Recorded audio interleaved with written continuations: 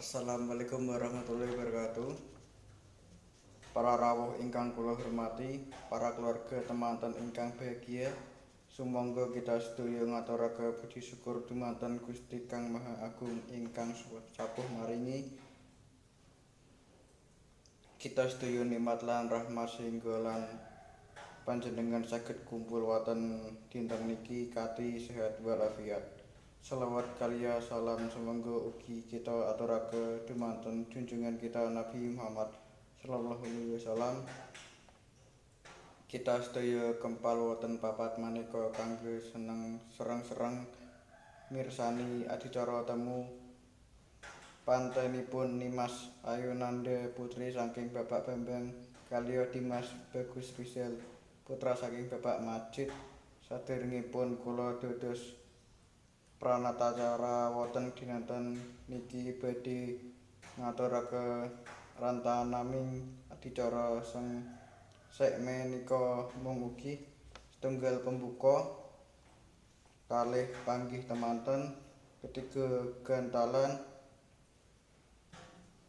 sekawan ngidak tiga, gangsal ngumbah suku, 6 sinduran, 7 dulungan lan nganjuk tirta, 8 kaca kacur, 9 bobot timbang, 10 sengkeman, 11 penutup.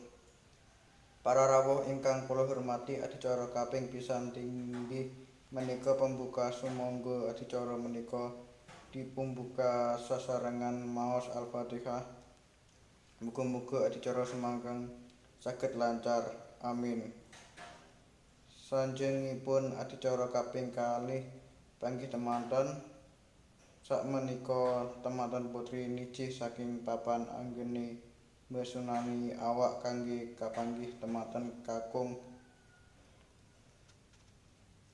Adicara ingkang kaping 3 inggih menika gantalan mancik. Adicara kaping sekawan inggih menika ngidak 3. Adicara ingkang kaping gangsal ngumbah suku temanten kakung ingkang dipuntindakake dening temanten putri.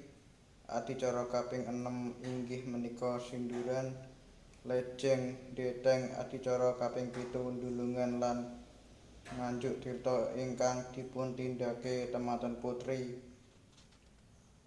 kaliyah temanten kakung. Adicara kaping 8 kacang kacur ingkang ngadakahi makna menawi temanten kakung ngadang kewajiban nafkahi keluarga lajeng macik.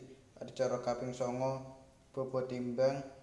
Sajengipun inggih menika adicara sengkeman temanten kakung kaliyah bobot timbang. Sajengenipun inggih menika adicara sengkeman temanten kakung kaliyah temanten putri. Dumateng bapak kalih ibu, para rawuh lan keluarga temanten ingkang bahagia, saking pangestu panjenengan sedaya adicara panggih temanten dinten niki saged rampuh kanthi lancar.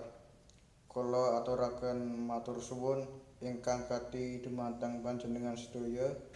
Sajenengipun kula dados pranatacos ing ngaturake pangapunten ingkang kathah meniwa kula wonten kelepatan lan ugi bebengan ingkang kira trep dumateng panjenengan cekap sematur atur kula. Mugi-mugi Mbah Nanda kalya Mas Rizal saged mbangun keluarga ingkang sakinah mawaddah lan warahmah.